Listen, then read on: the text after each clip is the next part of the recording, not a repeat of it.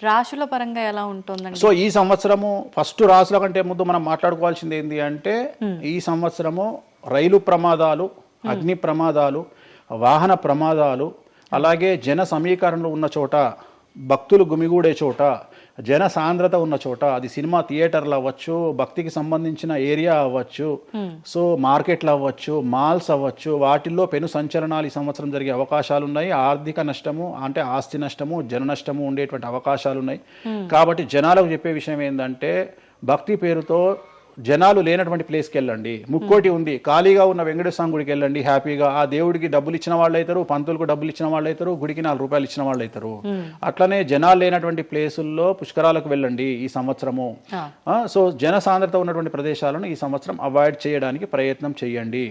So టూర్లు maximum avoid చేయండి. ఈ సంవత్సరము లోయ ప్రాంతాలలో, కొండ ప్రాంతాలలో, నదీ పరివాహక ప్రాంతాలలో పెను సంచలనాలు నమోదయ్యే అవకాశం ఉంది. టూరిస్టు ప్రాంతాలలో కూడా ప్రాబ్లమ్స్ ఉంటాయి.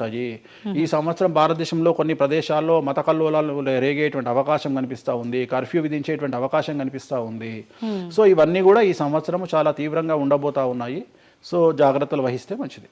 ఓకే, ఇప్పుడు అంటే ఇవి ఎవరికి, అంటే ఏదైనా గ్రహాల్లో మార్పులు ఉన్న వాళ్ళకా, లేదంటే అంటే ఇదంతా మనం ప్రకృతి పరంగా చెప్తాం. ప్రకృతి పరంగా దాంట్లో ఎవరు ఉంటారు అంటే చనిపోయే వాళ్ళని తీసుకుంటే ఆ బాధితులు ఎవరైతే ఉంటారో వాళ్ళ జాతకంలో ఏలినాటి శనో, షష్టమ స్థానంలో శనో, వ్యయ గురువో ఉంటాడు.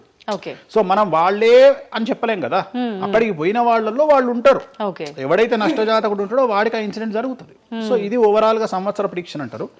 సో రాబోతున్నటువంటి సంవత్సరం పేరు కూడా చాలా చాలా చాలా కాంట్రవర్షియల్ నేమ్, పరాభవనామ సంవత్సరము. పరాభవము అంటే ఓటమి, అవమానముతో కూడిన ఓటమి అని అర్థం. పరాభవము దుర్యోధనుడికి మయసభలో జరిగినది పరాభవము. సో అలాంటి పరాభవము ఎవరికి జరుగుతుంది అంటే ఎవరి జాతకంలోనైతే ఏలినాటి శని ఉందో, 6వ స్థానంలో శని ఉన్నాడో, 8వ స్థానంలో శని ఉన్నాడో, 12వ స్థానంలో గురువు ఉన్నాడో వాళ్లకు ఈ సంవత్సరం సంచలనాలు ఉండబోతా ఉన్నాయి. అది మేషరాశి కావచ్చు, మీనరాశి కావచ్చు, సింహరాశి కావచ్చు.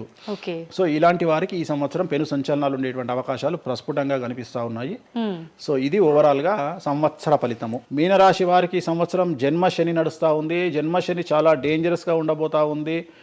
ఏ రంగంలో ఉండే వారికైనా ఈ సంవత్సరం సమస్యలు తప్పవు. ఆర్థికంగా, సామాజికంగా, న్యాయపరంగా, ఆరోగ్యపరంగా, వాహన ప్రమాదాలు అవ్వచ్చు, ఆర్థికపరమైన నష్టాలు అవ్వచ్చు, పోలీస్ కేసులు అవ్వచ్చు, ఇంట్లో తల్లిదండ్రులు ఒకళ్లకు ప్రాణగండాలు అవ్వచ్చు, భార్యాభర్తల మధ్యన గొడవలు అవ్వచ్చు. మరీ ముఖ్యంగా ఈ సంవత్సరం మీనరాశి జాతకులు ఉండేటువంటి ఇళ్లలో మగవాళ్లకు సంపాదన లేకుండా ఖాళీగా ఉండడం వల్ల ఆడవాళ్లు మాత్రమే సంపాదించి, ఆడవాళ్ల ఉద్యోగంతో డబ్బులు సంపాదించి, ఆడవాళ్ల అంటే భార్యల మీదనో, ఆడవాళ్ల కూతుళ్ళ మీదనో, తల్లి మీదనో బ్రతికేటువంటి పరిస్థితి మగవాళ్లకు ఉండే అవకాశం ఉంది. కాబట్టి ఈగోలను చంపుకోండి.